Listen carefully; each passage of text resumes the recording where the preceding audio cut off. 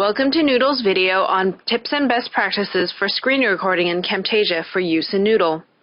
Many of our customers want to utilize Knoodle to do software training or demos, but don't know where to start. In this video, we will give you a basic approach to developing your own demos or tutorials of your software application, and how to set up a popular third-party screen recording software called Camtasia to record video for optimal viewing in Knoodle. First, prepare your script.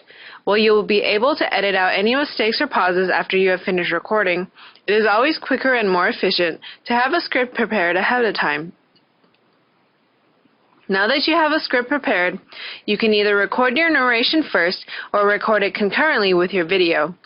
I always record my audio first to help with pacing, as it is easier for me to do on-screen actions while I play back my narration. If you decide to record audio first, remember to pause or add pauses after each action or sentence so that when you do your screen capture, you will have enough time to carry out your action. To record audio, click on Voice Narration, mute your speakers, and then click Start Recording. At the end of your recording, click Stop Recording. If you are satisfied with your recording, save the WAV file, or if you want to re-record, click Cancel and re-record your narration. To add a pause during editing, simply split your track using the Split tool and then drag the split clips along the timeline for as long as you may need. Next, to record video, set your resolution to 1024 by 768 and your recording area to 1024 by 683, which is the most optimal size for viewing in Knoodle. To do this, go to your Start menu and select Control Panel if you are using a Windows operating system. Next, choose Adjust Screen Resolution under Appearance and Personalization. Click the drop-down menu and change your resolution to 1024 by 768. Now, in Camtasia, click Record the Screen and change the dimensions to 1024 by 683. Drag this box around the area you want to record. This recording size maximizes the size recorded on screen while keeping the ideal Knoodle aspect ratio. You may use other area sizes by dragging the boxes in the corners, but keep in mind that a different recording dimension size and screen resolution may result in black bars showing up in the edges of your final video in Knoodle. Also, remember to keep in mind that because your final screen size will be smaller, be sure to do everything a little bit slower, as you will have to zoom and pan later in editing.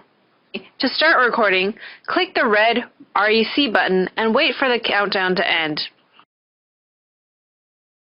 Play back your narration by pressing the play button and carry out your actions concurrently.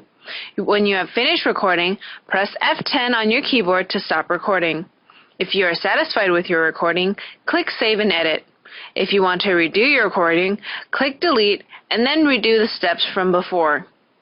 Next, change your video size to 480 by 320 by clicking the drop-down menu, selecting Editing Dimensions, and then selecting 480 by 320. To remove any parts of your video, split the track with the Split tool and then press Delete or right-click and select Remove from Timeline. Also, if you want to edit only the audio or the video track, remember to lock the track you do not want to edit on the left-hand side. When you have finished editing mistakes or dead space, you can start to add zooms and pans to your video in order to highlight certain areas and improve viewability. To add a zoom, click the Zoom and Pan tab at your specified point in the timeline and drag the area you want to zoom into. To pan, choose another point on the timeline and drag the area across. Keep your zoom and pan lengths to more than 1 second, as a shorter zoom length may make your video hard to follow. Finally, to create a file uploadable to Knoodle, click File and then Produce and Share. Choose Web from the drop-down menu. Rename your file if you need to, and then click Finish.